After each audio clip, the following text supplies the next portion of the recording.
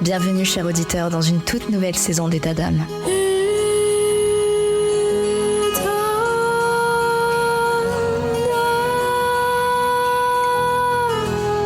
État d'âme vous fait vivre des moments forts avec des témoignages de femmes exceptionnelles et des conseils précieux de spécialistes de santé.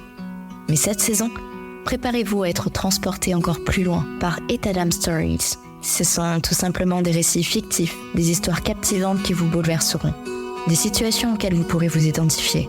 Ces histoires, façonnées par ma plume, vous plongeront au cœur des défis, des victoires et des émotions de la vie quotidienne des femmes.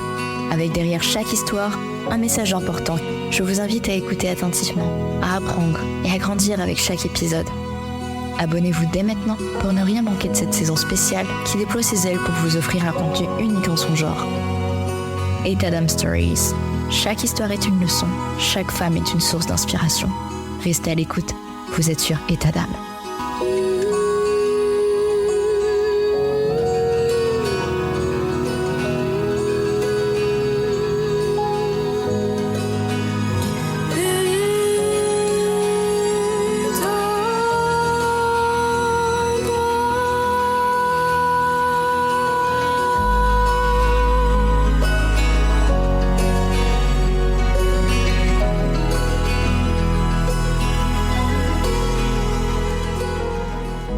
Bonjour et bienvenue dans un nouvel épisode d'État d'âme. Vous allez découvrir aujourd'hui Cynthia, une femme formidable qui partage son parcours marqué par la résilience, la douleur et la détermination. Son histoire révèle les défis complexes et les moments de force qui jalonnent son chemin vers la maternité. Cynthia, 39 ans, a vécu une série de hauts et de bas, des moments de joie intense à des épreuves déchirantes. À travers ces mots, elle nous guide à travers les différentes étapes de son parcours, depuis sa première grossesse jusqu'à son implication dans un parcours PMA, en passant par des moments de bonheur éphémères et de pertes déchirantes. Dans cet épisode touchant et poignant d'État d'âme, Cynthia partage ses expériences, ses émotions et la façon dont elle a trouvé la force de persévérer malgré les obstacles. Son témoignage offre un aperçu poignant de la réalité complexe de la fertilité, tout en soulignant l'importance de la résilience et du soutien face à l'adversité. Plongez dès maintenant dans le récit sincère et puissant de Cynthia, une femme qui incarne la force, la persévérance et la capacité de se relever après chaque épreuve. Excellente écoute.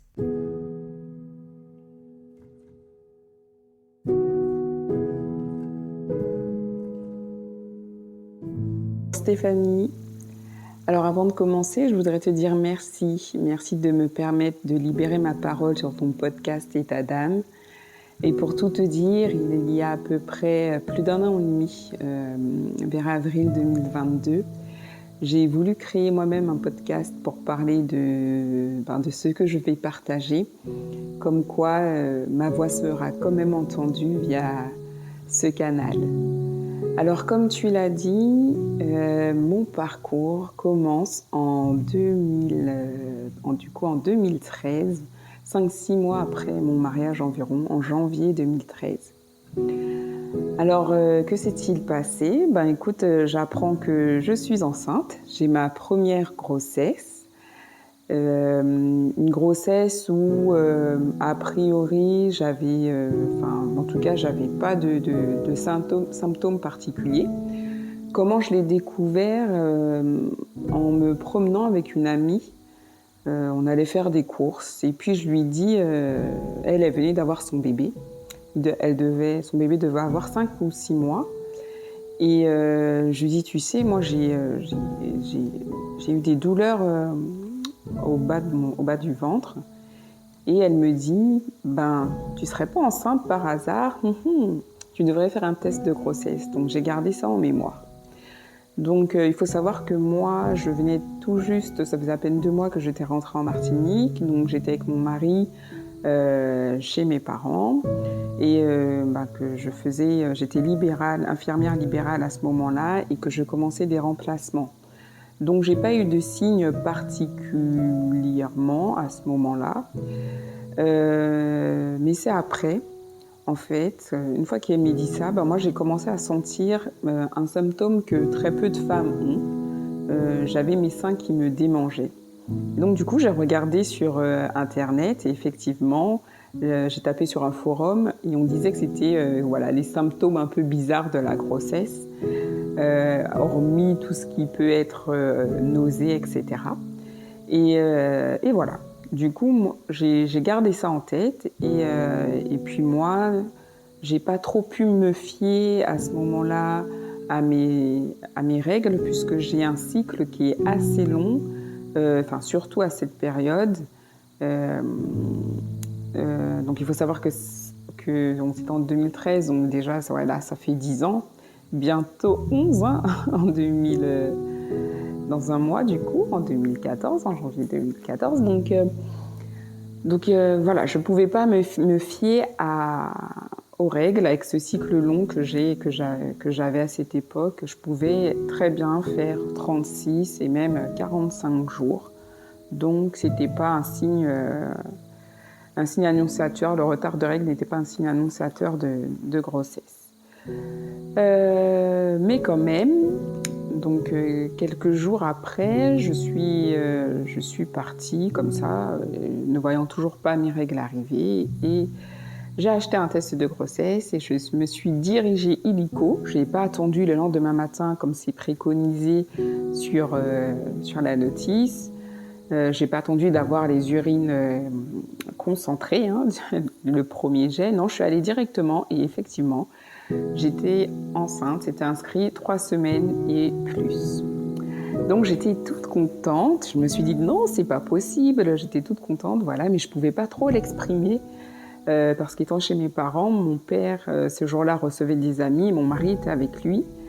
Donc j'ai fini par appeler mon mari pour lui dire de venir parce que voilà, je pouvais pas attendre qu'il parte. Et en fait, on était tout contents. Je vois encore l'attitude de mon mari, comme s'il allait s'asseoir. Il fallait qu'il s'asseye. Enfin voilà. Donc on a dû exprimer notre joie, mais plus ou moins tout doucement. Et donc je pense quelques jours après, je me suis dit bon, il faut que j'aille faire une prise de sang et que je prenne un rendez-vous, voir un médecin généraliste pour me prescrire une ordonnance pour une écho de datation. Donc c'est ce qu'on fait. On se dirige j'ai eu le rendez-vous, donc on se dirige vers cette clinique qui faisait les examens, les échos. On nous reçoit, donc nous on est tout contents, tout excités, on va enfin savoir précisément de quand date cette grossesse. Voilà. Et donc mon tour est arrivé, le docteur à ce moment-là m'examine. Elle prend une écho endovaginale, donc bon, pas trop confort, hein. Elle regarde, mais elle dit rien. Elle dit rien, voilà. Rien de précis. Elle est concentrée sur l'écran. Moi, je peux pas voir l'écran à ce moment-là, mais elle est dessus. On se regarde avec mon mari. Bon, voilà, silence. Et puis, elle finit par dire, vous savez, je vois pas d'embryon dans votre cavité utérine. Donc, on ne sait jamais. Dirigez-vous vite, rapidement vers les urgences obstétricales, mais surtout, il faut y aller aujourd'hui, il faut y aller tout de suite et pas plus tard. Et donc, on y va, on se demande, à ce moment-là, on se dit, mais qu'est-ce qui se passe? On est joyeux, là, on est complètement dépité.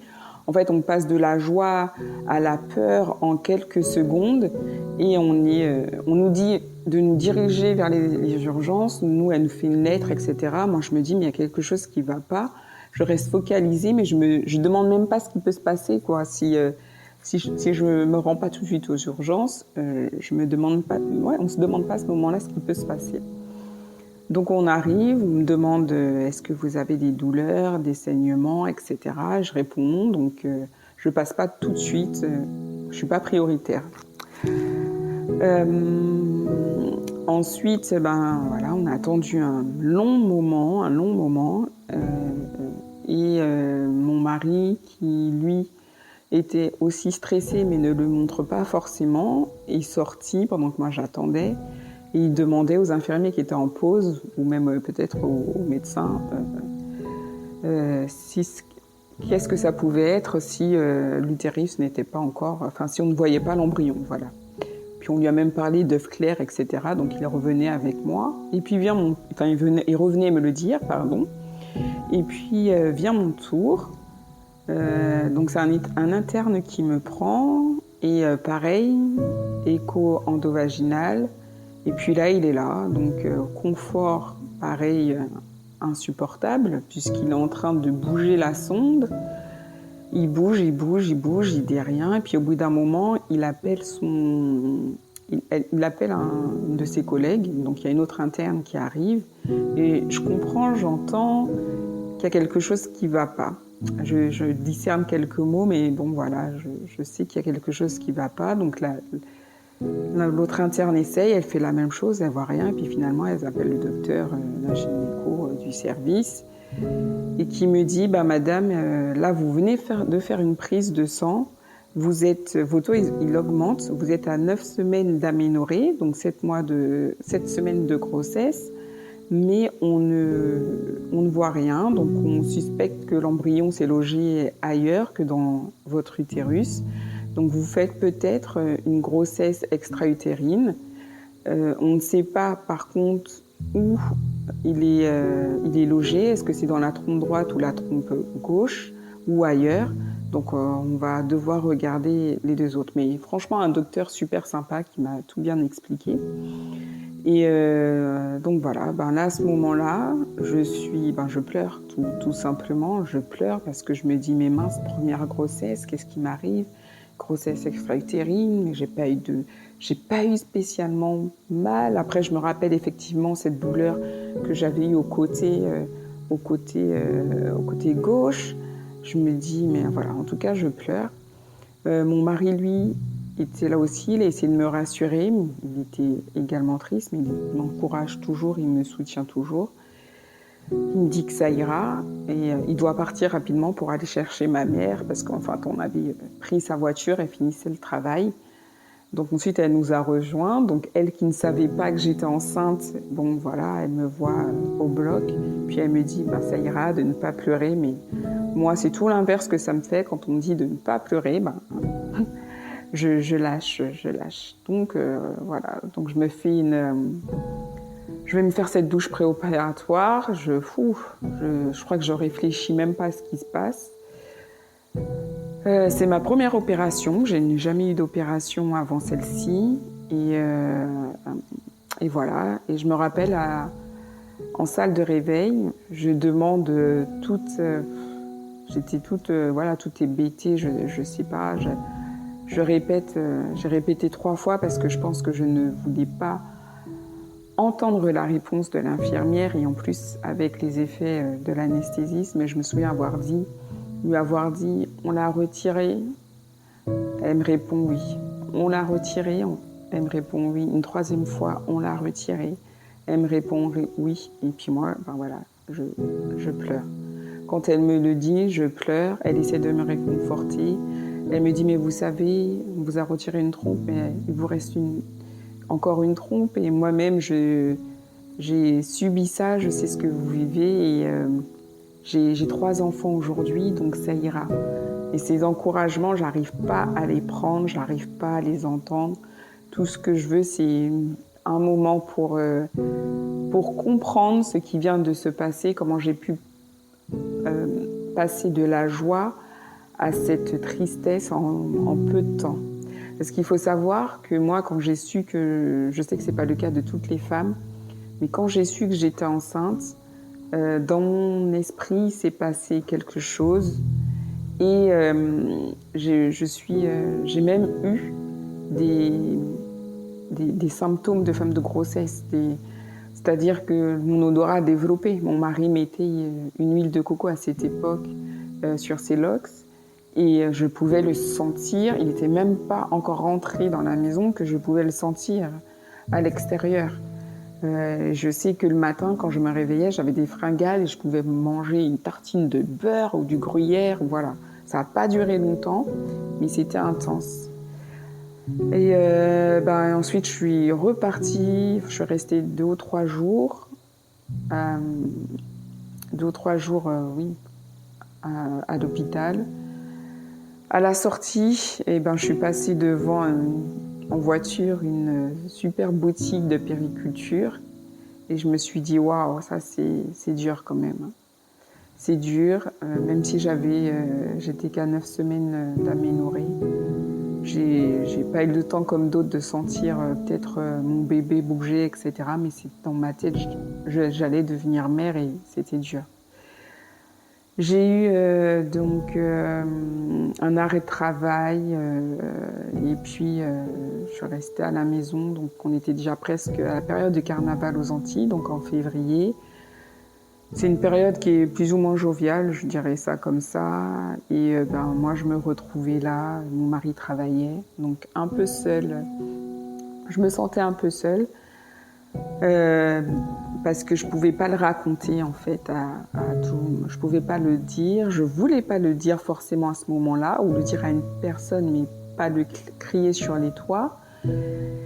Et puis j'avais des douleurs au ventre. Pourtant j'avais eu cette opération sous cystoscopie, mais j'avais mal au ventre à me courber. À cette période-là aussi, c'était très compliqué puisque j'ai une de mes cousines qui était enceinte, donc qui est tombée enceinte à la même période que moi. Je pense qu'on devait être à peu près au même terme de la grossesse et qui, elle, s'est retrouvée aussi hospitalisée parce qu'elle avait des saignements. Et je me rappelle lui avoir envoyé un message parce que voilà, j'avais eu de ses nouvelles en lui disant « T'inquiète pas, ça ira, tout va bien se passer ». Et puis m'être dit « Punaise, tout... ». Voilà, elle sait même pas que tu viens de sortir de l'hôpital et que toi aussi tu étais enceinte et que tu viens de subir cette opération. Et j'étais là à l'encourager, et puis au fond de moi, je pleurais en même temps, parce qu'elle ne pouvait pas savoir, donc je voulais pas qu'elle s'inquiète. Et en même temps, je me disais, ouais, dans ma peine, je dois encourager. Donc elle ne le sait pas à ce jour, mais elle apprendra sûrement en écoutant. Donc voilà. Donc suite à ça, j'ai fait la consultation post-opératoire et on m'a dit que mon autre trompe était là, mais qu'elle n'était pas hyper belle, il y avait des petites adhérences, voilà, qu'elle avait un petit peu titillé, mais que si dans les 2 ans, on me laissait 2 ans, puisque j'avais 28 à ce moment-là, on me laissait 2 ans, et que si à mes 30 ans, 31, oui, mes 30 ans, j'avais pas de grossesse naturelle, de me diriger vers la PMA. Alors en 2015, j'ai commencé, comme je disais, ce parcours PMA. J'étais vers un gynéco de ville dans le 16e arrondissement de Paris. C'était une très très bonne amie qui me l'avait conseillé. Donc j'ai fait mon parcours avec tout ce qui est injection, prise de sang à surveiller à telle heure, ovule à mettre et tout ce qui va autour du parcours PMA. Et j'ai prise de sang, sérologie, tout ce que les couples ou qu'une femme connaît dans ce parcours. Ce qui n'était pas évident parce qu'effectivement, comme j'étais libérale, je devais parfois dire à ma collègue demain matin, je sais que c'est ton repos, mais est-ce que tu peux pas me faire juste les 2 premières, le temps d'aller faire la prise de sang, etc. Donc c'était très fatigant. Et j'ai eu quand on fait tout ce qui est injection, donc il y a la stimulation ovarienne, etc. Et ensuite vient la ponction ovarienne. Et cette ponction, je l'ai dégustée. J'ai eu très mal après. J'avais pas été correctement prémédiquée, voire pas du tout. Je préfère même dire que j'ai pas été prémédiquée. Donc j'ai dégusté. Après la ponction, je me souviens, franchement, j'en garde pas un bon souvenir. Je suis restée dans le box 1 heure. On m'a dirigée ensuite vers une chambre parce que je vomissais, j'avais des douleurs aiguës, le temps qu'on me donne le médicament adéquat, voilà, parce qu'on me donnait du Spasfon, du Doliprane. temps d'avoir le palier supérieur, voilà, j'ai eu le temps de déguster. Donc j'en garde pas forcément un bon souvenir. J'ai eu de cette ponction, il y a eu 3 embryons. On n'a pas pu me faire un transfert d'embryons frais parce que je réponds beaucoup très vite. Ça s'appelle une hyperstimulation, donc j'ai dû attendre qu'un cycle passe. On a congelé mes embryons et j'ai eu mon premier transfert. Donc le premier transfert d'embryon, c'est pareil, on est excité, on se dit c'est bon, ça va le faire, on ne pense pas à l'échec, même si on sait qu'il y a l'échec, mais on n'y pense pas. On est heureux, on y va plein de force, on y va plein de foi. Et compliqué aussi parce qu'on doit boire, moi à cette époque-là, en 2000, c'était 2000, je me suis inscrite au parcours en 2015, mais j'ai commencé en 2016. Mais, ouais, fin 2015 et j'ai commencé en 2016. Ouais. Et donc, on doit boire de l'eau, on devait boire de l'eau, donc je vous dis pas, il faut faire le transfert d'embryon, en tout cas pour cet hôpital-là. Il faut au moins que la vessie soit pleine 45 minutes avant, donc on a envie d'aller aux toilettes, on est couché, il y a la sonde, le transfert, l'intimité, il y a le médecin en plus, il y a la caméra, bon voilà. Moi j'avais très très envie d'aller aux toilettes, compliqué, je ne l'ai pas du tout vécu ce moment, mais quand même je me suis dit, allez, on garde la foi et on verra dans 2 semaines cette fameuse prise de sang pour voir si on est enceinte, si je suis enceinte. Et on y pense. On travaille, mais on y pense. On essaie de se dire, allez, on fait autre chose, mais non.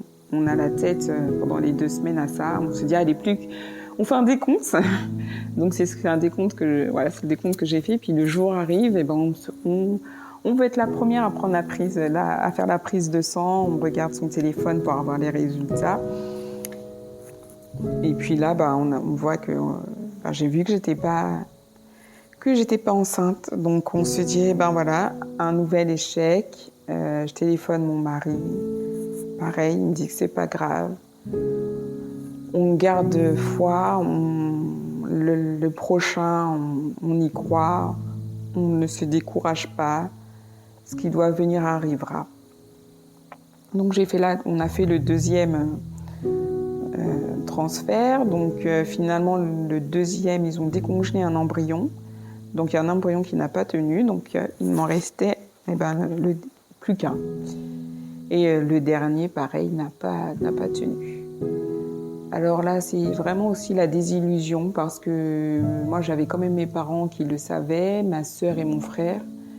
Parce que non seulement ils ont vu ils ont su que j'ai été douloureuse, que j'étais enceinte, et puis même si je voulais pas le dire autour de moi, on a quand même, mon mari est là, mais il y a quand même ce besoin d'en parler aussi à d'autres personnes.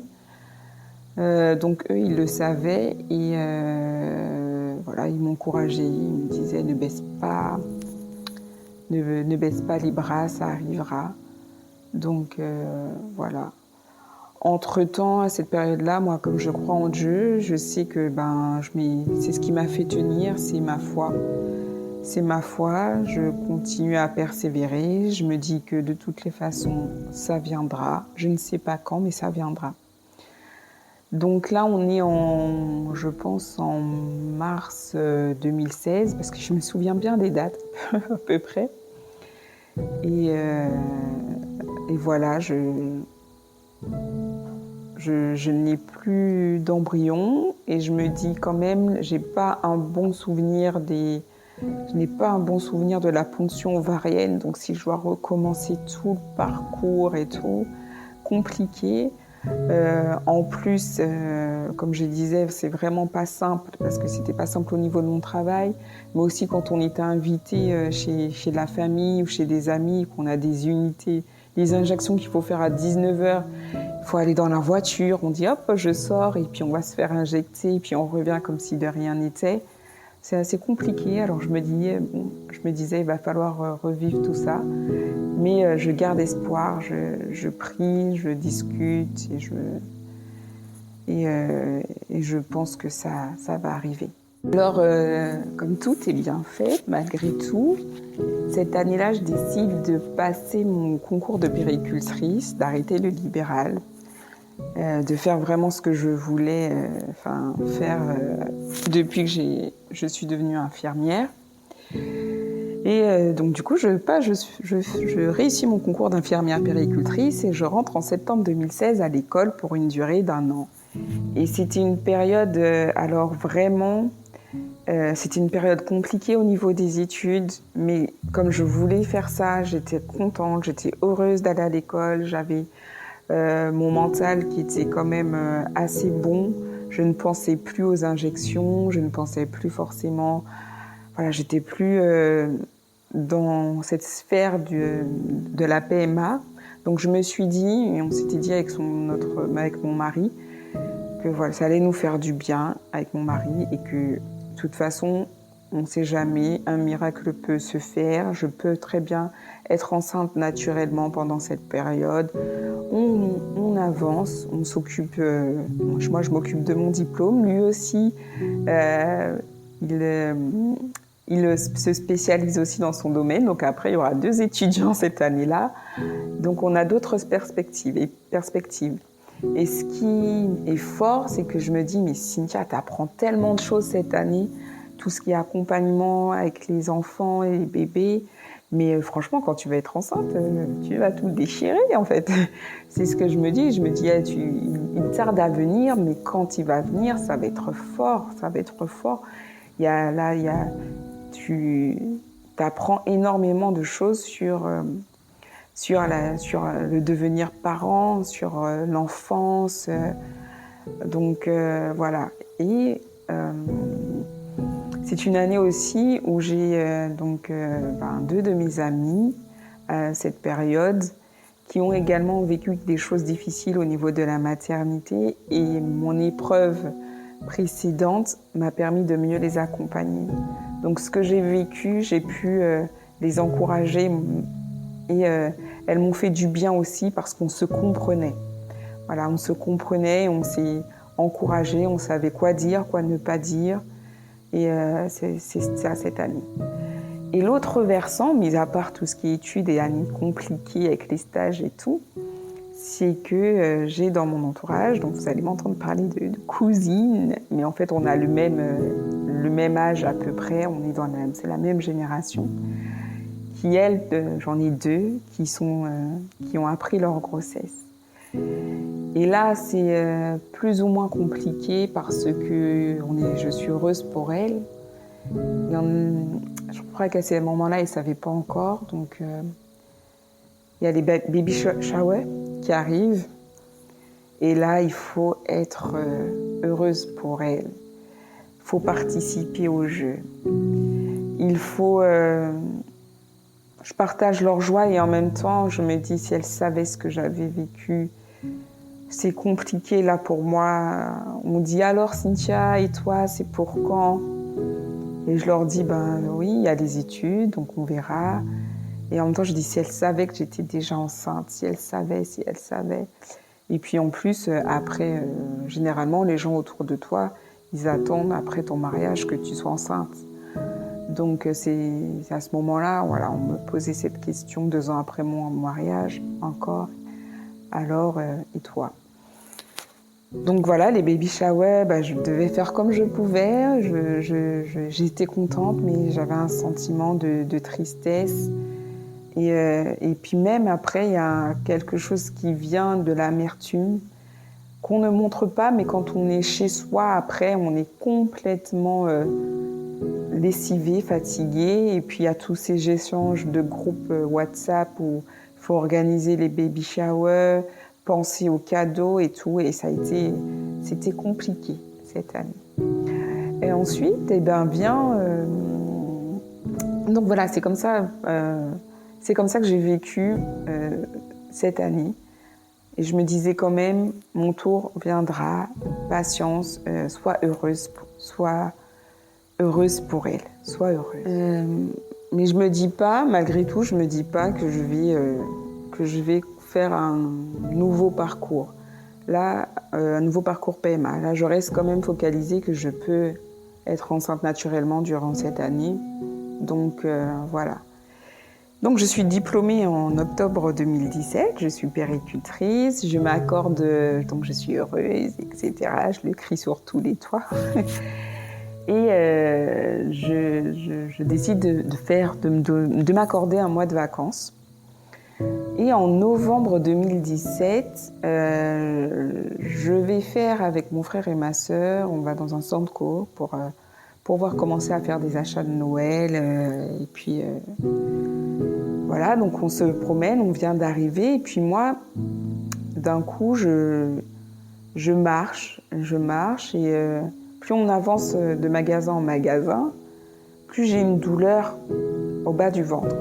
Mais sachant que j'ai du retard cette fois-ci, je pense pas du tout à une grossesse, etc. Je me dis, là, j'ai du retard.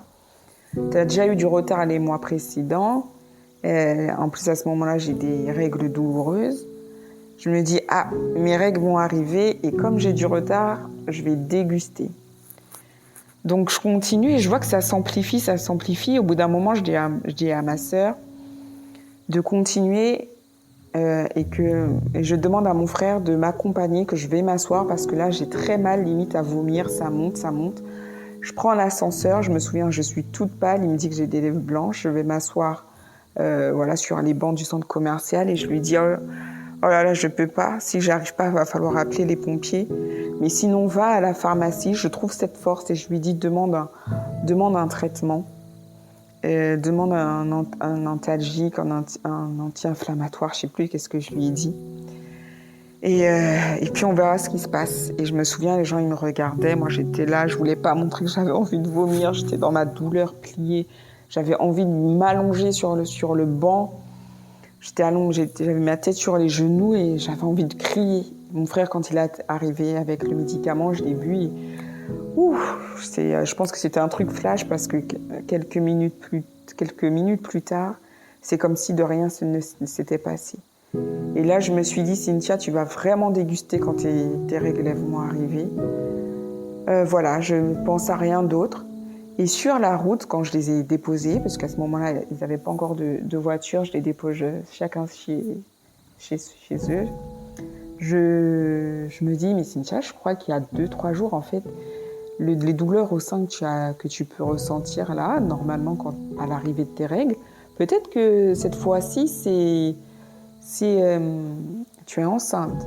Et puis le matin, quand tu ouvres tes yeux, tu as l'impression que tes yeux sont secs, d'avoir une sécheresse oculaire, mais ça peut être peut-être un symptôme bizarre, puisque la première grossesse, tu avais un symptôme bizarre, peut-être que cette deuxième, tu peux avoir. Voilà, c'est ce que je me dis.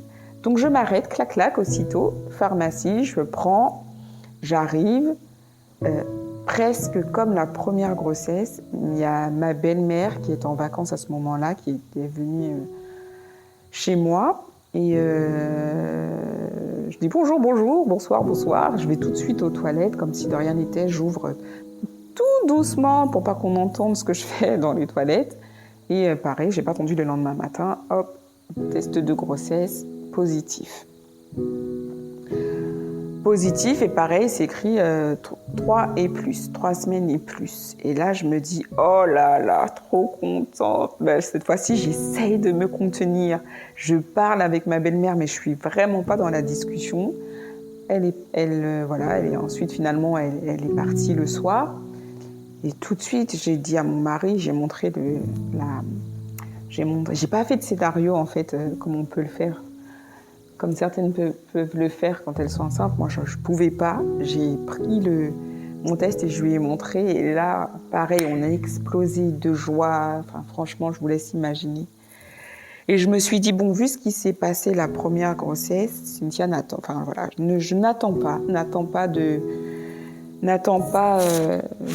faire... parce que là, c'était le week-end, donc dès lundi, tu vas... à faire une prise de sang et puis ensuite tu vas chez la gynéco.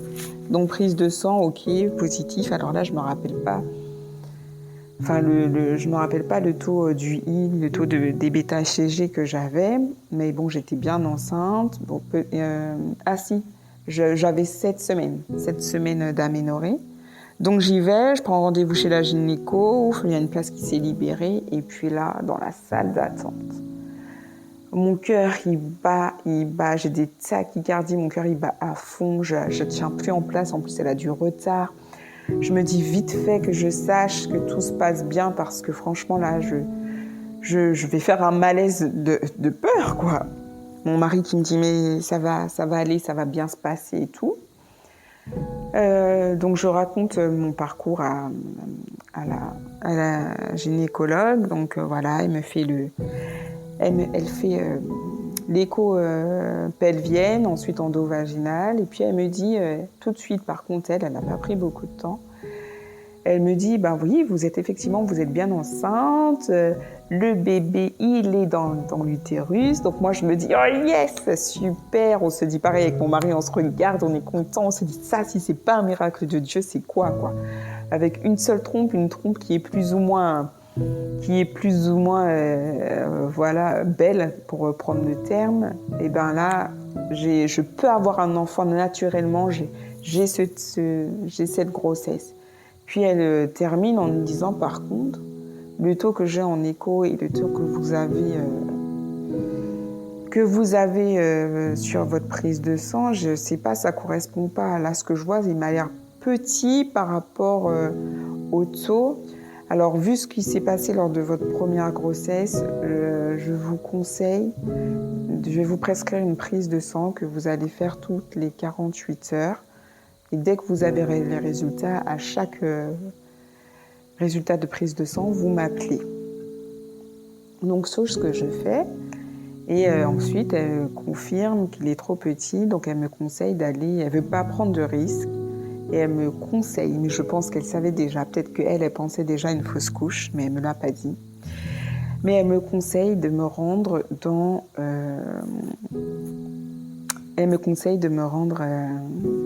aux urgences.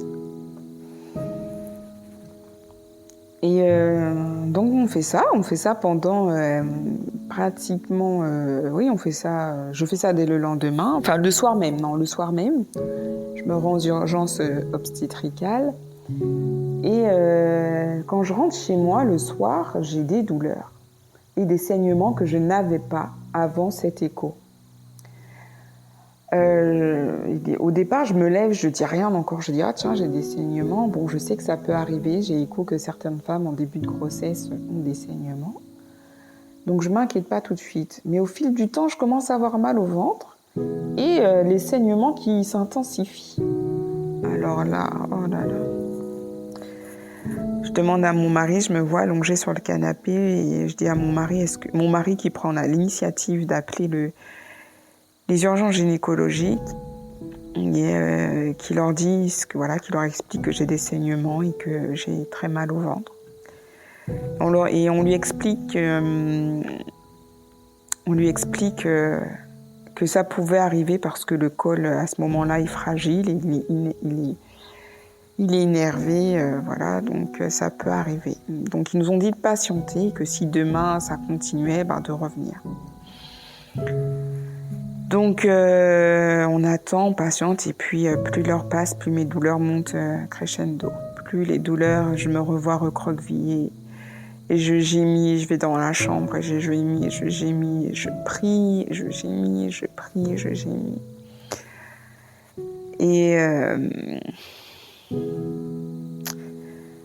mon mari qui ne sait plus quoi faire pour me soulager, de me voir dans cet état, il gère très très bien la situation, mais au fond lui il me le dit pas, mais il a mal, il me dit oh là là, il finit par dire mais si ton début de grossesse est comme ça, mais franchement il faut que ça s'arrête parce que non tu vas pas, c'est compliqué là. Il me dit est-ce que tu veux aller aux urgences? Et moi mon corps est urgence là. Je crois qu'il a subi le traumatisme de la première grossesse. Je dis non. Je dis pas non comme ça. Je dis non. non, pas les urgences, non, je veux pas aller à l'hôpital et tout. Enfin, voilà. Et je pleure, bien sûr. Et quand la douleur vers 2h du matin commence à être vraiment insupportable, j'ai brusquement une douleur incroyable, là je dis ok, on y va. J'arrive même pas à me redresser sur mon lit. Il met mon pantalon et quand je lui dis mais j'arrive même pas à me lever. Je me souviens avoir dit ça. Et il me prend, il me soulève et quand il me soulève, je sens quelque chose que je souhaite franchement. Enfin voilà, je le souhaite à personne. Je sens cette masse qui tombe. Je sens quelque chose comme une boule qui tombe. Et je me dis, il faut que j'aille aux toilettes. Et en allant aux toilettes, je lui dis, je crois que c'est fini, je crois que j'ai fait une fausse couche, je crois que je l'ai perdue. Je lui dis ça en fait. Et je vais aux toilettes et je me dis, Cynthia, regarde pas, surtout tu tires la chasse mais tu regardes pas parce que je sais que j'ai rencontré des femmes et même pendant mes stages de puéricultrices qui disaient qu'elles avaient vécu des fausses couches, qu'elles avaient vues dans les toilettes et ça les avait profondément traumatisées et je pense que j'étais déjà assez traumatisée pour regarder. Donc j'ai tiré la chasse et là je me suis effondrée et je me suis dit il faut qu'on aille aux urgences. Je sais que c'est une fausse couche mais qu'il faut qu'on aille aux urgences. Et sur la route, on essaye de mettre de la musique. J'essaye comme je peux, j'ai plus de douleurs atroces, j'ai mal, mais j'ai plus ces douleurs aiguës. J'ai encore ces saignements et c'est mon mari qui craque. Parce qu'il m'a vu souffrir de 20h jusqu'à 2h en train de crier. Et là, il craque et il me dit « Oh là là, ça recommence, pourquoi ça recommence ?» Et c'est moi qui essaie de le réconforter parce qu'à ce moment-là, je trouve cette fois-ci cette énergie. Et je lui dis, bah écoute, on verra ce qui se passe, mais c'est pas grave, c'est comme ça. Voilà, donc on arrive aux urgences, on te prend en charge, voilà. Et l'interne qui regarde et qui me dit, voilà, parce qu'il manque d'effectifs, donc on passe peut-être vers 4h du matin, 5h, et elle me dit, oui, il me dit du moins, voilà, vous avez effectivement fait une fausse couche, vous avez évacué, là je vous ai juste retiré les débris, les quelques débris, puis on fait une prochaine prise de sang pour voir si le taux diminue. Et puis voilà, donc voilà, on rentre chez soi. Heureusement que je ne travaillais pas parce que moi j'avais dit dans la voiture, il m'a même pas proposé un arrêt de travail. On rentre chez soi et puis on est fatigué de la douleur, fatigué de ce qui vient de se passer, triste de subir ça une deuxième fois. J'ai eu une grossesse extra-utérine avec ablation d'une trompe, pour la première grossesse, la deuxième grossesse, une fausse couche, et voilà. Après, on téléphone un peu sa famille le lendemain. Il faut savoir que moi, ma famille est au courant, la famille de Serge, c'est mon mari, il ne voulait pas le dire à sa mère, ni à son entourage. Donc voilà. À ce moment-là, comme on a vécu. Et puis, moi, je finis par le dire à mon amie, que je considère comme une de mes meilleures amies, qui a vécu, qui m'apprend qu'elle avait vécu la même chose quelques mois en arrière, qui me raconte aussi son parcours, et du coup, ça me libère. Et je subis les tranchées, voilà, les douleurs d'une femme enceinte après. Donc, très douloureux. Je vais à la douche, je ressors de là, je suis pliée en deux, je comprends pas ce qui m'arrive. Je me dis, mais qu'est-ce qui se passe? Pourquoi j'ai mal au ventre comme ça? Des douleurs qui durent pendant 15 minutes, qui sont intenses, qui partent, qui reviennent, qui durent pendant 1 heure et ensuite plus rien. compliqué l'après-fausse couche, en fait, parce que finalement, on doit le dire à personne. Je suis enceinte, mais pas vraiment aux yeux de personne. Alors, on m'a proposé de voir une psychologue si je le souhaitais, mais j'avais pas envie d'en voir une pour le moment. Donc, j'étais aussi dans cette ambivalence. En fait, on ne sait pas trop. On a envie de parler. En fait, on a envie de se confier à une amie, pas forcément à l'entourage familial, mais à des personnes qui ont pu vivre ça. C'était ça, mon besoin du moment, qui n'a pas duré très longtemps, parce qu'après, je me suis dit, allez, je ne vais pas le dire. Et donc, ouais, c'est pas une bonne période. Fin 2017, c'est pas une bonne période. 2019, ça n'a pas été simple, ça a été très difficile également. Pourquoi ? Parce qu'effectivement, comme tu l'as dit, je subis l'ablation de ma deuxième trompe. Donc on n'a que 2 trompes, donc de ma dernière, donc j'en ai plus. Donc il faut savoir que entre 2017 et 2019, j'avais pas repris de parcours PMA. J'étais restée sur ce miracle malgré tout d'avoir une grossesse naturelle.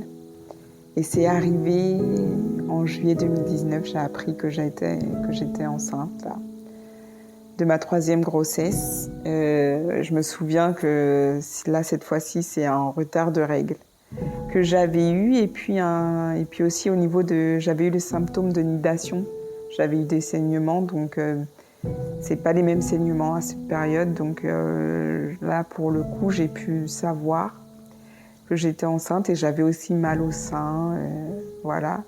Donc je me souviens que j'avais pris, vu que là à ce moment-là j'étais directrice maintenant d'un centre de PMI, je pouvais exercer mon travail dans un centre où il y a aussi des tests de grossesse. Donc je me souviens et je me revois être partie aux toilettes tranquillement. J'en ai même fait 2, mais bon, faut pas trop le dire trop fort.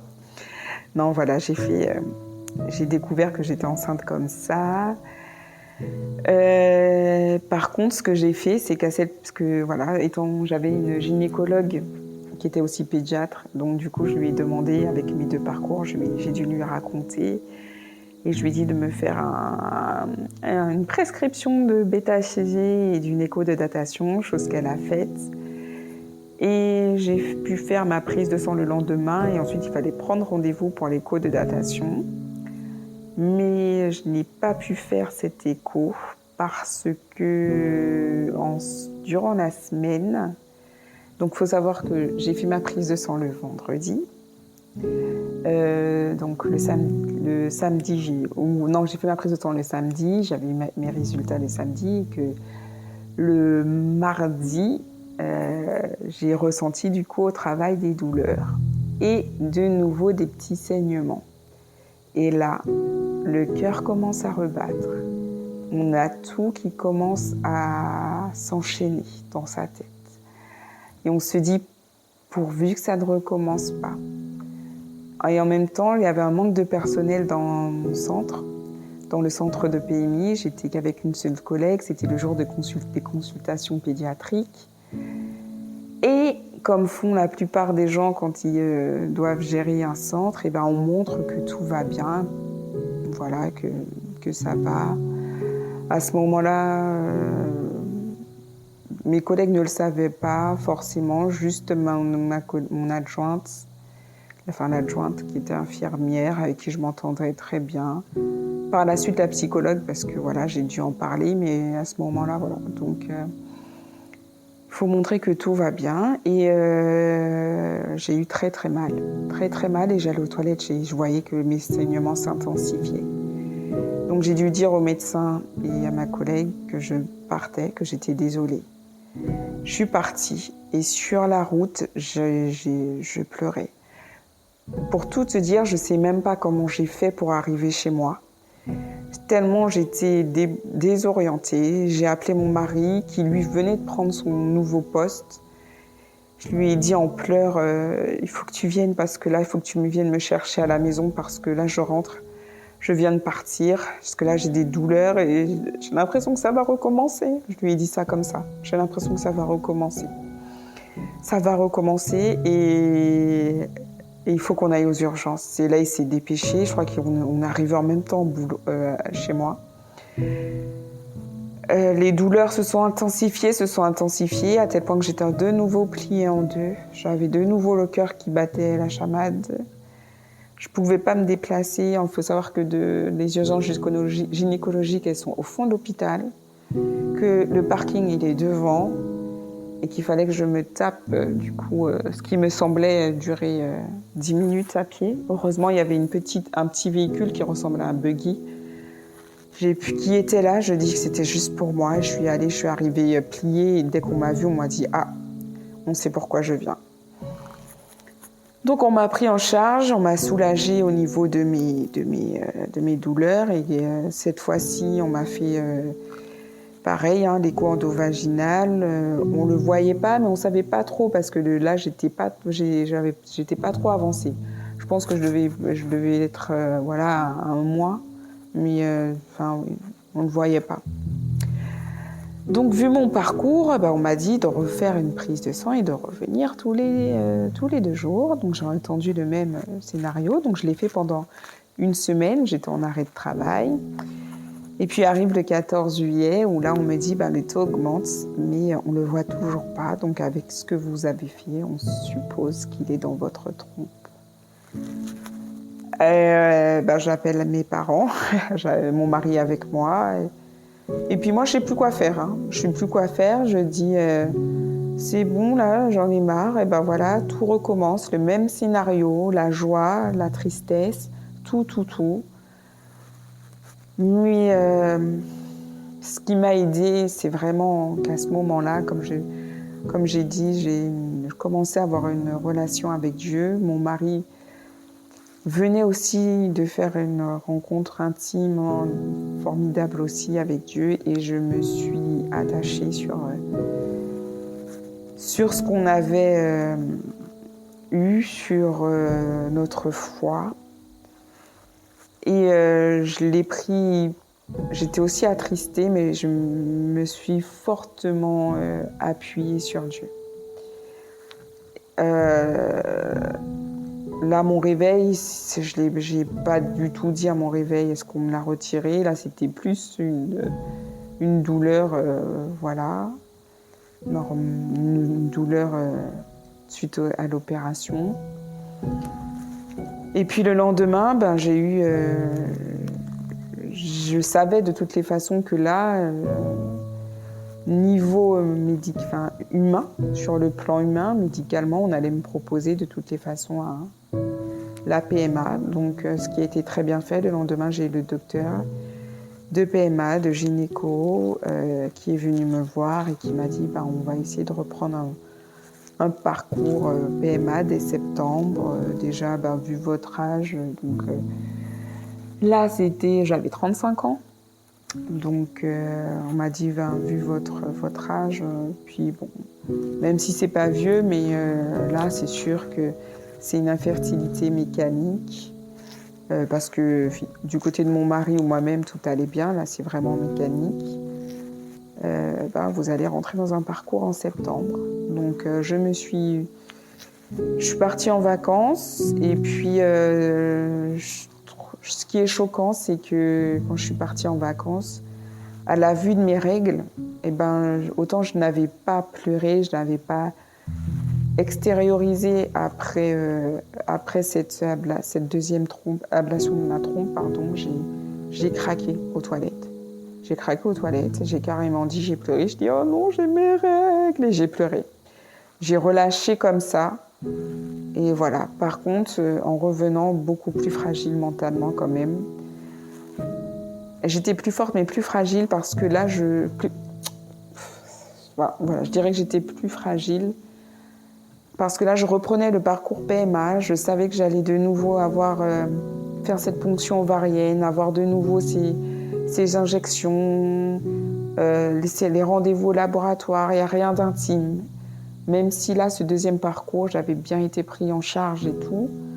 Mais voilà.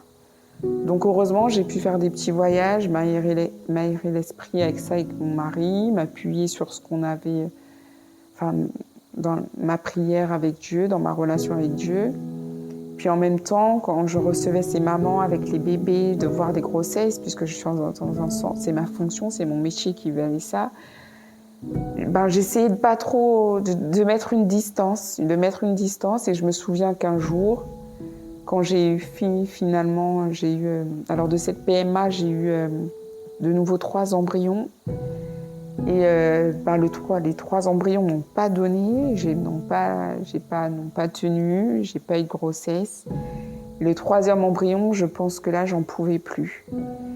Je me souviens que dans ma PMI, je devais recevoir des députés, puisque chaque année, ils viennent dans les PMI pour savoir comment la liste est passée, etc. Et que je venais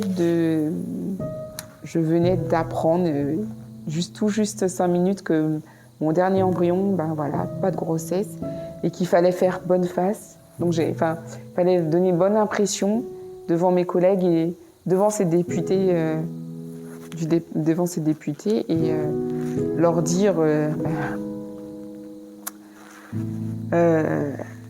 bonjour, tout va bien.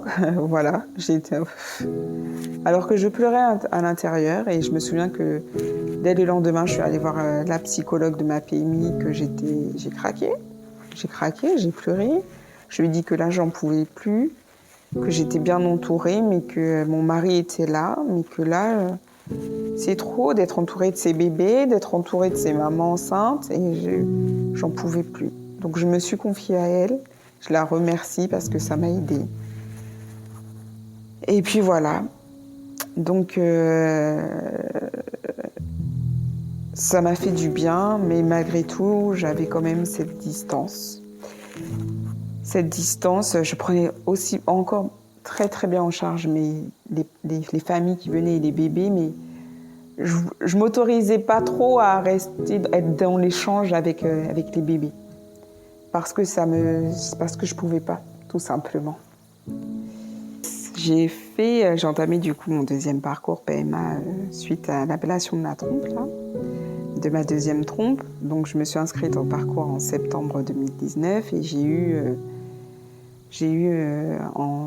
mes 2 premiers transferts en 2020. Et puis, à chaque fois qu'on m'a fait le transfert des 2 premiers, il y avait une interne qui était là, qui était différente, et qui, pendant les transferts des embryons qui étaient décongelés, avait dit « Ah, tiens, regarde, il y a quelque chose sur l'écho ». Et si tu veux, le médecin, le docteur, je sais pas, n'avait pas pris en compte ce moment-là, ou peut-être qu'elle se disait de toutes les façons, même s'il y a quelque chose, on a déjà décongelé l'embryon, donc on ne sait jamais ce qui peut se passer, on fait quand même le transfert.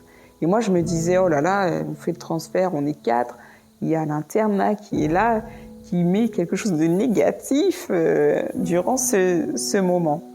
Enfin bref. Et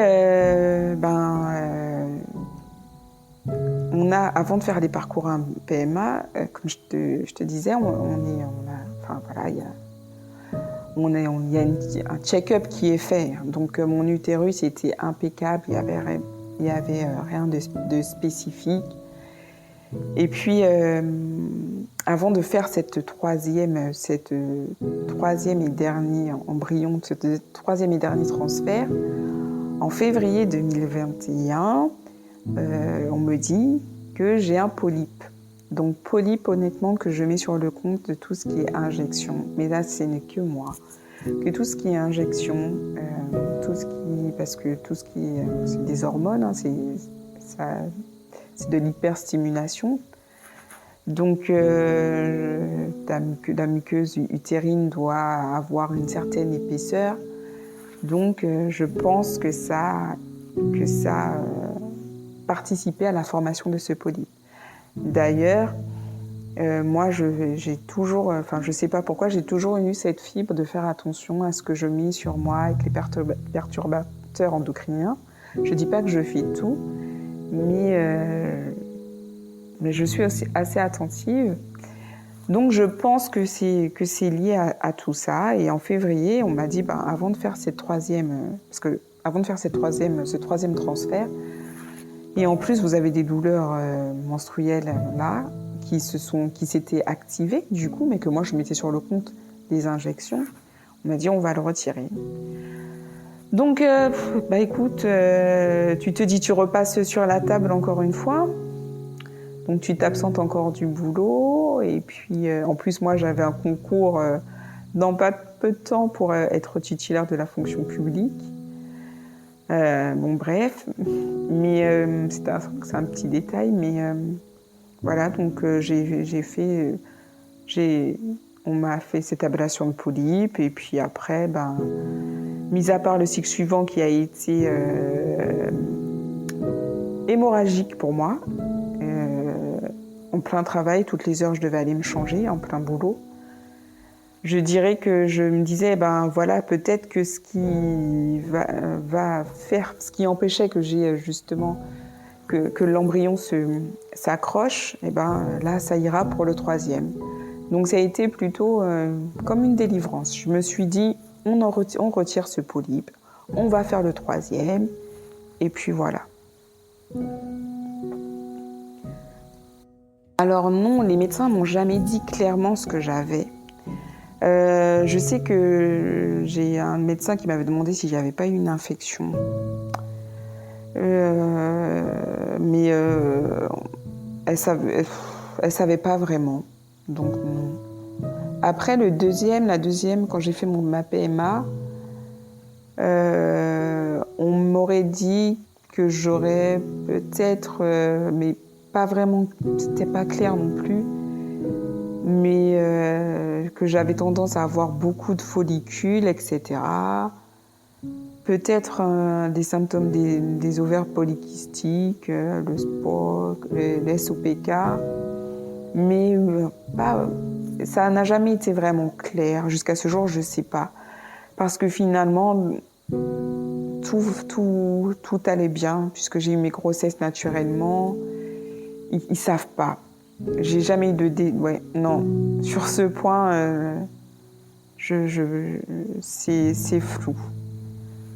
C'est flou, et puis je veux dire, tant que tu rentres pas dans un parcours PMA, tu sais pas forcément que tu as par exemple un SOPK. On te le dit, sauf si tu as des règles douloureuses, que tu as effectivement certains symptômes de l'acné, une pilosité parfois importante, etc. Mais, parce que moi, je connais pas tous les symptômes, mais non, j'ai pas eu de diagnostic. Oui, j'ai décidé d'arrêter ce parcours PMA avec mon mari, tout simplement d'un commun accord. On s'est dit que là, on allait faire une pause, que moi, j'avais quand même pas mal dégusté ces temps-ci, que finalement, du coup, c'est l'année dernière qu'on a décidé d'arrêter. Donc, qu'on a laissé les choses se faire, que les miracles, ça existe toujours. Donc, moi, c'est ma foi, et ce que j'ai eu aussi, ce que j'ai ressenti, mais c'est personnel, mais avec mon mari. Et puis cette pause et toutes ces injections. Alors je dis pas ça pour faire peur, mais quand on va lire par exemple les ovules de progestérone qu'on doit mettre après l'embryon, quand on voit dedans, alors j'encourage, je suis pas là pour anéantir les médecins, etc. Je fais vachement subtilité, la précaution, j'y vais parce que je sais qu'il y a beaucoup de femmes qui font des parcours PMA et que je ne voudrais pas, mais je sais que moi je fais attention j'essaie d'être attentive quand j'ai un médicament, je le regarde. Et là j'ai vu qu'il y avait du dioxyde de titane dedans, donc dioxyde de titane qui est potentiellement classé comme cancérigène. Donc tout ça, je me suis dit là, je vais m'arrêter un peu, même mentalement, je vais m'arrêter. Mon mari était aussi OK sur ça. Donc on a fait une pause et puis on ne sait jamais ce qui peut arriver. Bon, déjà, j'avais cette psychologue, enfin, au départ, j'en voulais pas. Je voulais pas du tout avoir de soutien de psychologue. Parce que je sais pas si c'est parce que je suis du milieu ou je sais pas. Je ressentais pas ce besoin d'en discuter avec une psychologue. Ensuite, comme je te disais, en 2019, là, quand j'ai repris mon parcours et que j'ai eu les 3 embryons qui n'ont pas tenu et mon métier ont fait que là, j'ai craqué. Donc j'ai vu cette psychologue qui était ma collègue et qui a su faire la part des choses et qui m'a très bien soutenue, qui était très bien soutenante, qui savait que quand j'étais absente de la PMI, elle venait me voir. Donc voilà, j'ai trouvé ça m'a beaucoup aidée. Elle en faisait pas trop. Et puis je voulais pas, mis à part la psychologue, après, je voulais pas trop en parler à beaucoup de monde parce que je voulais pas non plus qu'on ait que cette image de moi. Parce qu'après, je pense que les réflexions, mais j'en reviendrai tout à l'heure, étaient suffisamment douloureuses. Je voulais pas à ce moment-là qu'on me voie comme cette femme qui n'a pas d'enfant, qui n'arrive pas à avoir d'enfant, même si je sais très bien que au bout de 10 ans de 10 ans de mariage sans être enceinte, les gens ils se posent la question, mais à ce moment-là, j'étais pas encore prête jusqu'en 2019. Et puis jusqu'à ce que j'en parle à ma collègue. Mais par contre, l'année dernière, en 2022, même un peu avant la Covid et tous les confinements, j'ai commencé à avoir ce besoin d'en parler et d'en parler autour de moi, d'en parler à des personnes de confiance, des personnes avec qui je pourrais être à l'aise. Donc j'ai eu des cousines autour de moi qui ont subi des choses aussi dans leur maternité ou pas, des choses difficiles, à qui je me suis confiée. Ou pas forcément dans leur maternité, mais aussi dans leur vie de femme, dans leur vie de fille aussi. Et où je savais où j'aurais pu avoir une oreille attentive, pas juste un questionnement curieux ou juste savoir pour aller raconter aux autres. Voilà. Donc j'ai commencé à en parler. Mon mari, lui aussi, a décidé d'en parler à sa mère. Et puis moi, en juin 2022, je suis allée, même un peu avant, où j'ai eu cette idée de vouloir faire le podcast. Je suis allée vers l'association Agapa. C'était durant la période de Covid, où j'ai fait...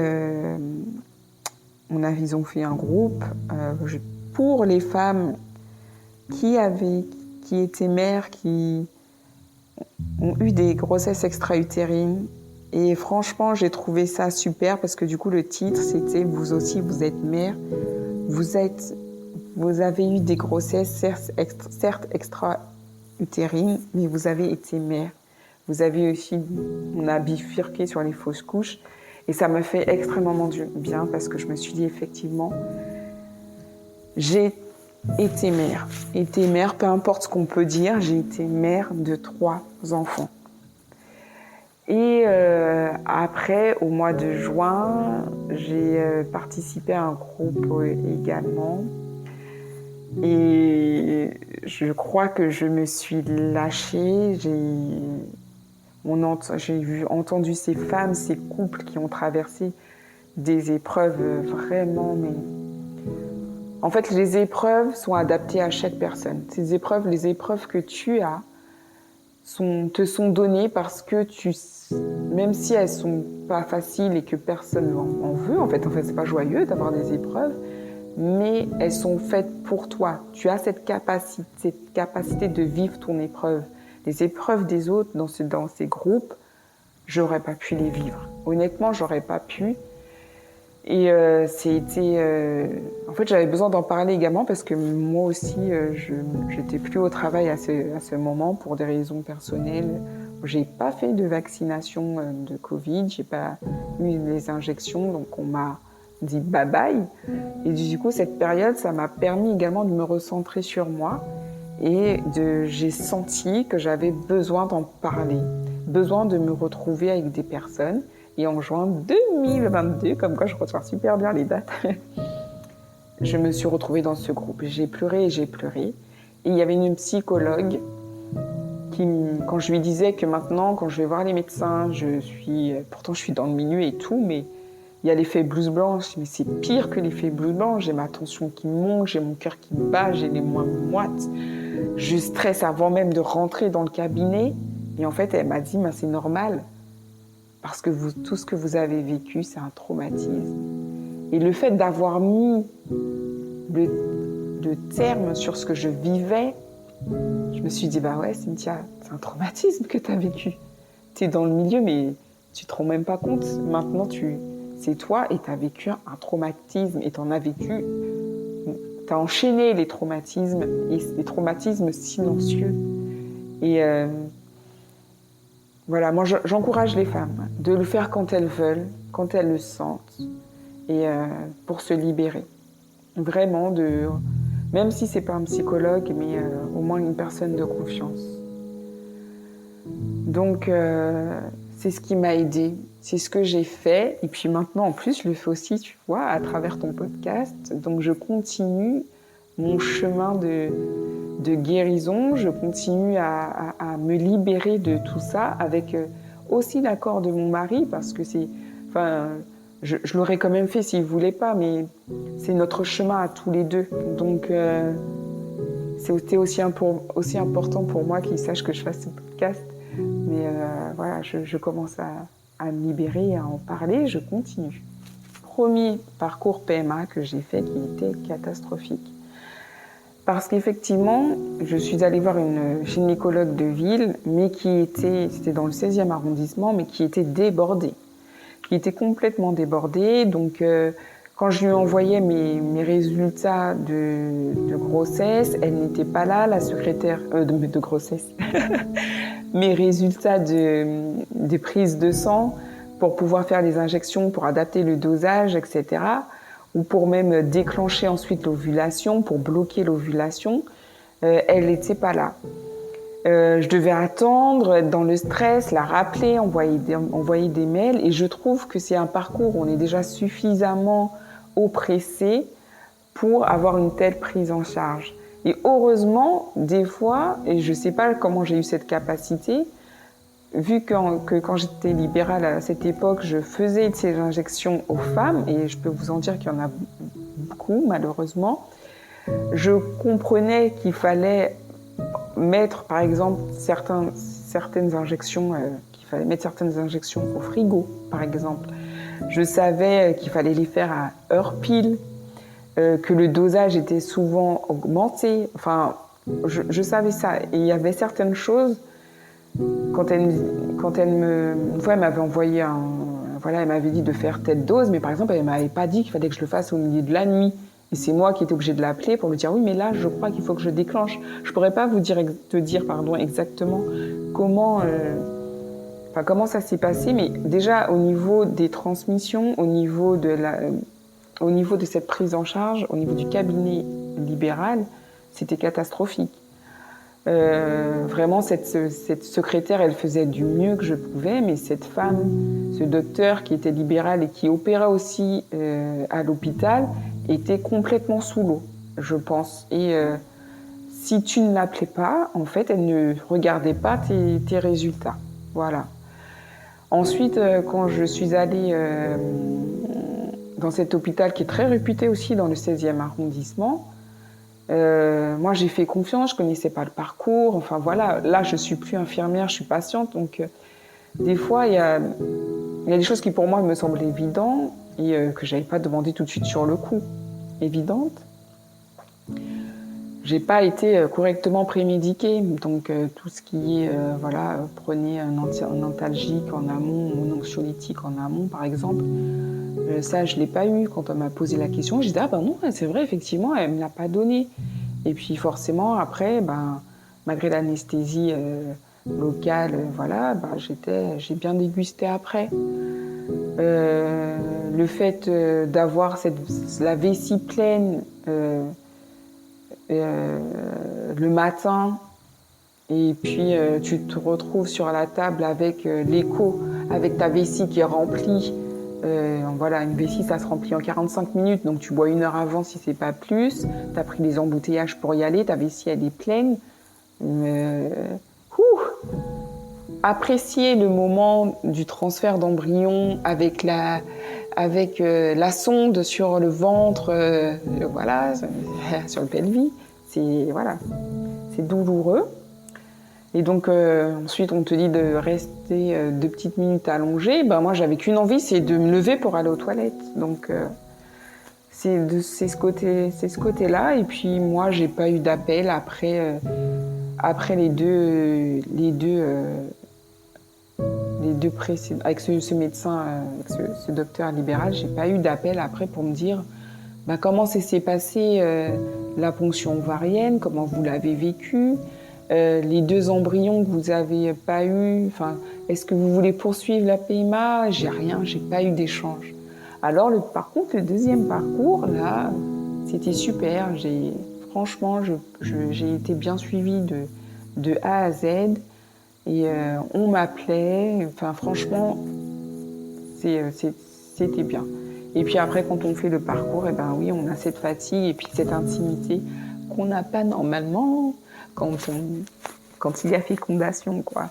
Et puis l'intimité aussi, faut aller, des fois, il faut que tu ailles faire une écho pour voir à quel stade tu es au niveau de tes follicules, mesurer ton endomètre et ça peut être très bien pendant tes règles.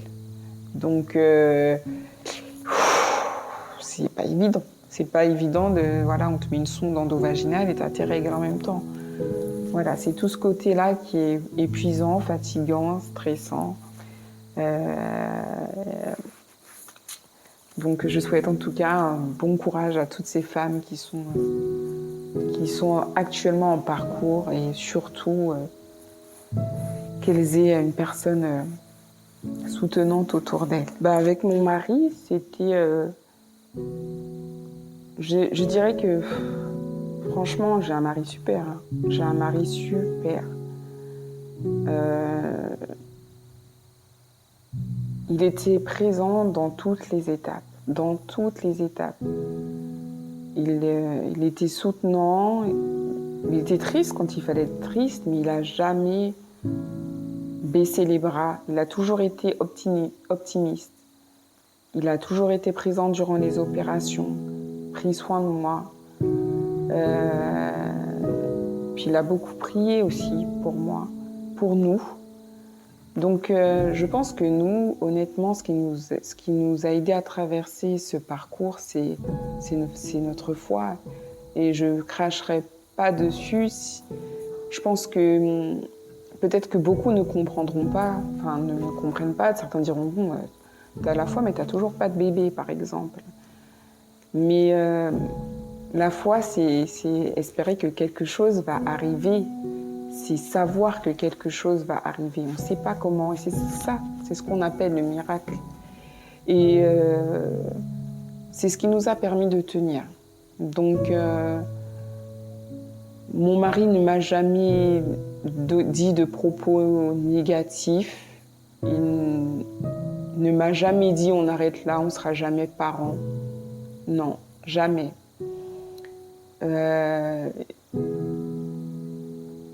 Il a été aussi très protecteur, peut-être même encore plus. Donc, certes, oui, il y a la souffrance des échecs, il y a le souhait d'avoir cet enfant, on espère à chaque fois. Donc après, il y a la désillusion, mais on reprend. Quand il faut reprendre espoir, on reprend espoir quand le moment est venu, parce qu'il ne s'agit pas de refouler ce qu'on ressent, pas du tout. On vit le moment. Mais non, je pense que nous, on est encore plus soudés. On est encore plus soudés, honnêtement. Et c'est ce qui fait notre force. C'est parce qu'on a la même vision, la même foi, et on y croit. Donc on a vécu ce parcours, ces moments à deux. C'est là où ça prend tout son sens, quand on dit qu'on vit les choses à deux. J'ai eu de nombreuses questions maladroites, honnêtement. Et les premières questions les plus maladroites viennent de ton entourage. Alors maintenant, c'est vrai que je dirais que, vu qu'ils savent pas, voilà. Mais en fait, on a une idée d'un parcours, et ça c'est la société qui le veut, d'un parcours très linéaire, d'un parcours très tracé. Donc t'es enfant, tu étudies, t'as ton travail, tu rencontres ton conjoint, tu te maries, tu as des enfants, tu es proprio et t'as un chien et un jardin. Et en fait, la vie, c'est ça. Et du coup, c'est pour ça que je préfère dire ça en amont de ce qui va suivre, c'est que je ne leur en veux pas parce que c'est un conditionnement.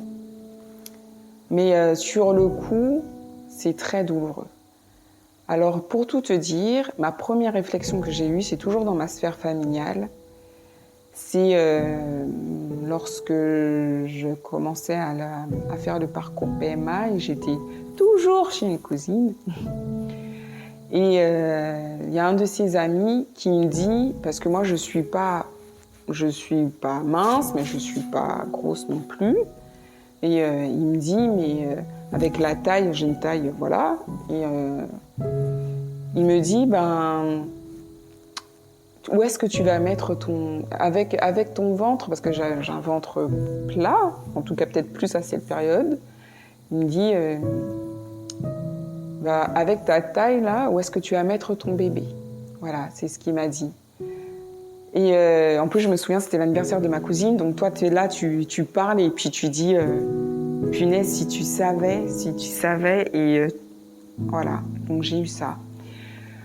Ensuite, oui, j'ai eu aussi, alors, c'est pour quand le bébé, et après, voilà, aussi au niveau des proches de mon mari, qui ne savaient pas à ce moment-là que je ne pouvais pas avoir d'enfant, où j'ai carrément dit à mon mari de dire, par exemple, à sa mère, mais c'est pas méchant, mais de lui dire de ne plus me poser cette question, parce que toi, tu lui dis pas, mais moi, ça me fait de la peine d'entendre ça. Après, alors l'autre réflexion que j'ai pu avoir, c'était la naissance du premier enfant de ma cousine en 2017.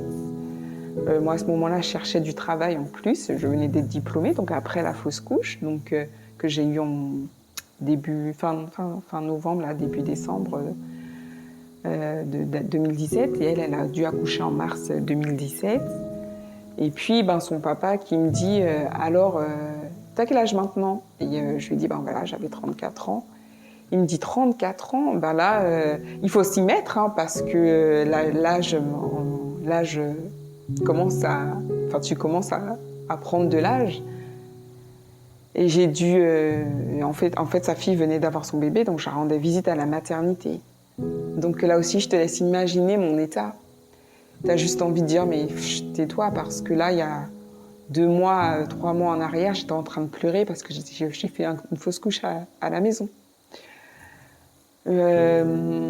Ensuite, t'as beaucoup, voilà, et toi, c'est pour quand? L'âge monte.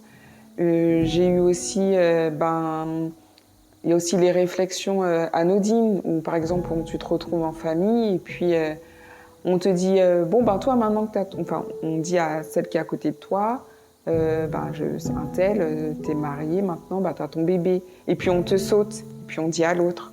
Donc ça veut dire que toi, tu sais, t'auras pas, on pense que t'as pas de bébé, que tu peux pas avoir d'enfant, mais on te pose pas vraiment la question, ou on n'a jamais cherché à savoir, mais on préfère te sauter comme si, t'étais invisible. On a dit que t'es mariée, mais on préfère passer à l'autre. Aussi pas plus tard que cet été, où quand je dis mon âge, effectivement, j'avais pas encore... j'ai eu mes 39 ans en septembre, mais voilà, en cet été. On me dit, ah oui, t'es mariée, bon... attention, hein, parce qu'il faut pas laisser pourrir, hein. Voilà, il faut y aller, là, parce que sinon, après, entre guillemets, c'est périmé, hein. Voilà, des choses comme ça. Où on vient, un enfant qui vient tout simplement pour dire « Mais toi, c'est pour quand le bébé ?» Ça. Donc, beaucoup de réflexions, j'en ai encore d'autres, mais je préfère même pas trop aller plus loin, mais j'en ai pas mal comme ça. Et c'est toujours des réflexions, on fait jamais ces réflexions-là à mon mari, hein. C'est toujours... à moi que... C'est toujours envers la femme.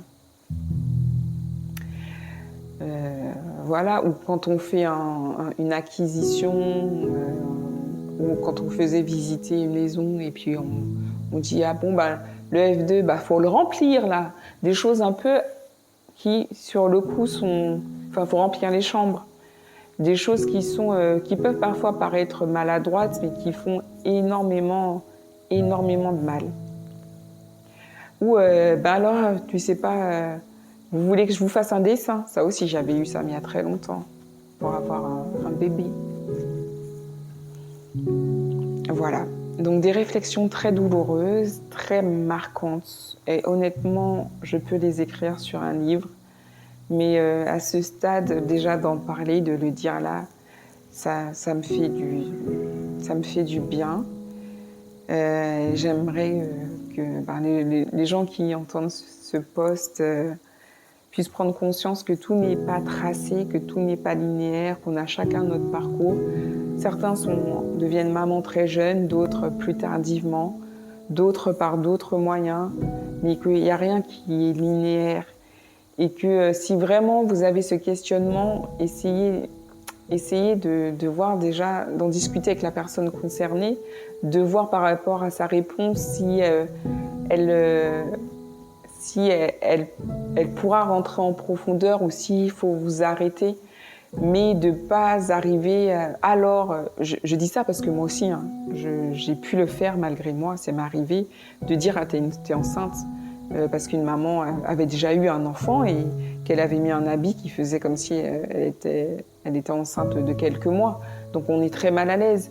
Mais au-delà de ça, rien n'est évident. Donc d'arrêter ces questions blessantes, d'arrêter d'aller voir cette femme, de lui dire « Toi, c'est pour quand ?»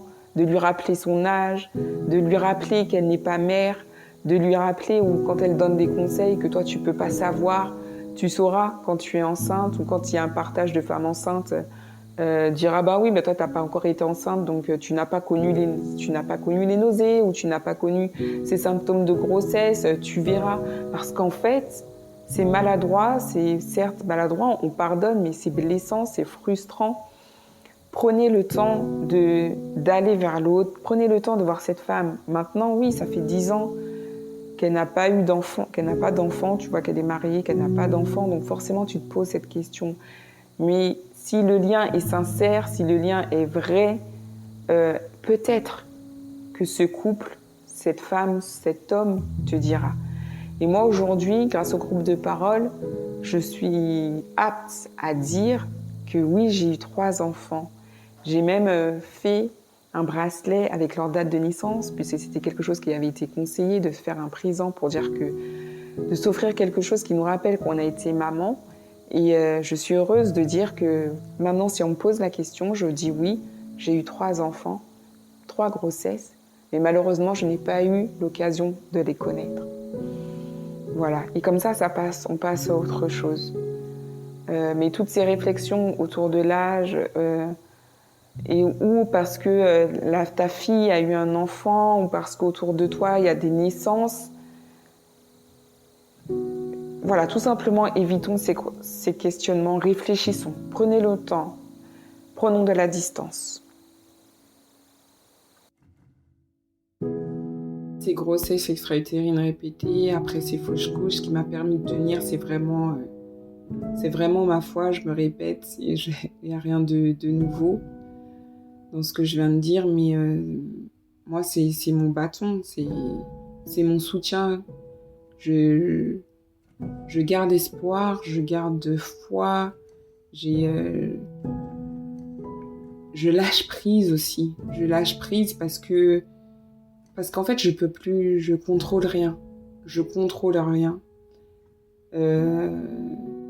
Donc, si je me dis, chose que j'ai faite à un moment quand même, hein, je me disais, oh, ce mois-ci, j'ai encore mes règles. Et je pleurais. En plus, je vis pas très bien mes règles, donc je vous dis pas, toute cette sphère gynécologique, l'utérus, voilà, toute cette sphère, j'étais pas en guerre, mais presque avec elle. Heureusement, je vais aussi aller voir un ostéopathe, hein, qui m'a aidée aussi, parce que la manipulation à ce niveau-là, c'était tendu. Mais c'est ma foi, il faut se raccrocher à Dieu et faut lâcher prise parce qu'on s'inquiète en fait et on peut rien faire. Je m'inquiète, qu'est-ce que ça va changer à la solution? Mais là, je peux le dire parce que je me sens prête. C'est un processus. Les femmes qui viennent de vivre la grossesse, les femmes qui viennent de vivre une perte, elles vont pas penser comme ça. Mais moi, avec ce recul et avec cette envie maintenant cette vision que j'ai j'ai envie d'en parler, j'ai envie d'en discuter, je lâche prise. Je lâche prise sur les événements. Je n'ai pas le contrôle. Je ne sais pas quand je vais devenir mère. Je ne sais pas quand mon mari aura cette chance et ce bonheur d'être père. Je sais que ça arrivera au moment voulu, au moment que Dieu aura décidé. Je sais que je suis en phase avec ça, que je suis au clair avec moi-même. Si c'est un parcours PMA que je dois reprendre, j'en reprendrai un, mais honnêtement, je ne pense pas. Là, c'est ce qui m'a permis de tenir après ces 3 grossesses. C'est ce qui m'a permis aussi d'enchaîner les PMA. C'est ce qui m'a permis de ne pas tomber aussi dans la dépression. C'est ce qui m'a permis de continuer au travail, de conseiller encore ces femmes, d'accompagner ces femmes. Et c'est ce qui me permet de comprendre aussi les femmes quand elles viennent et qu'elles me racontent, sans savoir que j'ai subi moi-même, que je suis dans la même situation, de les comprendre et de me les accompagner. Quand tu reçois une femme qui a fait 6 fausses couches, ou qui est arrivé à 6 filles, ou qui a dû partir en Espagne, tu ne peux rien dire, mais j'ai pu les accompagner, j'ai pu les entendre. Et même elles sont un témoignage pour moi parce qu'elles sont devenues mamans. Donc finalement, je lâche prise, j'ai lâché prise et je garde ma foi et c'est ce qui me fait tenir, c'est ce qui m'a fait tenir après mes 3 grossesses, c'est ce qui me fait faire ce podcast avec toi, Stéphanie, pour que toutes ces mères soient encouragées, celles qui sont dans des processus, celles qui viennent de perdre un enfant, celles qui même ont accouché d'un enfant mort-né.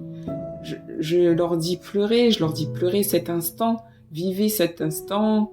Enfin, c'est triste, mais voilà. Ensuite, raccrochez-vous à Dieu. Et ça a l'air simple quand je le dis, peut-être que certains rejetteront ce que je dis, mais ça aide. En tout cas, moi, ça m'aide. Et puis, qui sait, peut-être que dans quelques temps, peut-être que dans quelques mois, peut-être, je sais pas, peut-être que je pourrais te dire, Stéphanie, je suis enceinte, j'ai mon miracle. On sait jamais. Donc, je lâche prise, je fais confiance, je fais ma vie. Ce jour viendra, peu importe dans la manière viendra. Voilà, j'ai 39 ans aujourd'hui. Je n'ai jamais pensé avoir des enfants tôt, mais je pensais pas qu'aujourd'hui, à 39 ans, je n'aurais pas eu d'enfants. Mais maintenant, je me focalise plus sur l'âge comme j'aurais pu le faire parce que, comme je te l'ai dit, je ne contrôle rien. c'est pas moi qui décide. Et on entend tellement de témoignages, il y a tellement de miracles parmi nous que voilà, je me dis pourquoi pas moi? Et puis voilà, je pense que ça serait un lâcher prise. Et puis moi, dans ma fonction, voilà, je peux toujours accompagner ces femmes, même si je ne suis pas mère encore, mais je prends plaisir à accompagner les futures mamans, les mamans et leurs enfants. Donc voilà, et je souhaite encore beaucoup de courage, de persévérance et je souhaite aux couples, à ces femmes qui veulent des enfants, je souhaite vraiment que ce désir se réalise. Chers auditeurs, merci d'avoir pris le temps d'écouter le récit de Cynthia, qui est une ode à la résilience, à la force intérieure et à la persévérance face aux défis de la fertilité. À travers ces expériences, nous avons traversé avec Cynthia des moments de joie et d'espoir, mais également les épreuves déchirantes, des fausses couches, des grossesses extra-utérines et des échecs en PMA. Son courage est une source d'inspiration pour tous ceux qui peuvent se retrouver dans des situations similaires. La décision d'arrêter le parcours PMA, après tant d'années, est un témoignage de résilience et de capacité à reconnaître ses propres limites. Choisir le chemin de la spécialisation en tant que puéricultrice a ajouté une dimension unique à son parcours, reflétant sa passion et son engagement envers le domaine médical. L'ablation de sa deuxième trompe en 2019, marquée par une date qu'elle n'oubliera jamais, a été une étape déchirante. Les moments difficiles suivis de la pause et de la reprise en PMA ont jeté une lumière crue sur la complexité émotionnelle de ce voyage. L'opération du polype et les transferts d'embryons, bien que non couronnés de succès, ont représenté des moments de courage et de persévérance. Sa décision d'arrêter le parcours PMA après des années d'efforts démontre une force intérieure exceptionnelle. Qui sait, un petit bébé miracle n'est pas impossible, notamment par l'adoption. Cynthia a traversé des épreuves qui mettraient à l'épreuve la résilience de chacun. On la remercie sincèrement en tout cas d'avoir partagé son histoire, parce qu'elle apporte lumière, compréhension et espoir à ceux qui pourraient être en quête de réponse et de solidarité. En écoutant son récit, nous sommes témoins de la puissance de la voix et de la compassion, et nous lui souhaitons tout le bonheur dans ses futurs projets, quels qu'ils soient. Sa force et son ouverture laissent une empreinte indélébile et contribuent à briser les tabous autour des défis de la fertilité. N'hésitez pas à retrouver Cynthia sur les réseaux sociaux, je vous mettrai tout en description. Je compte sur vous, restez connectés en vous abonnant pour encore plus de partages inspirants. À tous les auditeurs, merci de nous avoir suivis sur État d'âme, le podcast où chaque femme est unique mais certains parcours de santé s'entremêlent. À bientôt pour un prochain épisode, prenez soin de vous.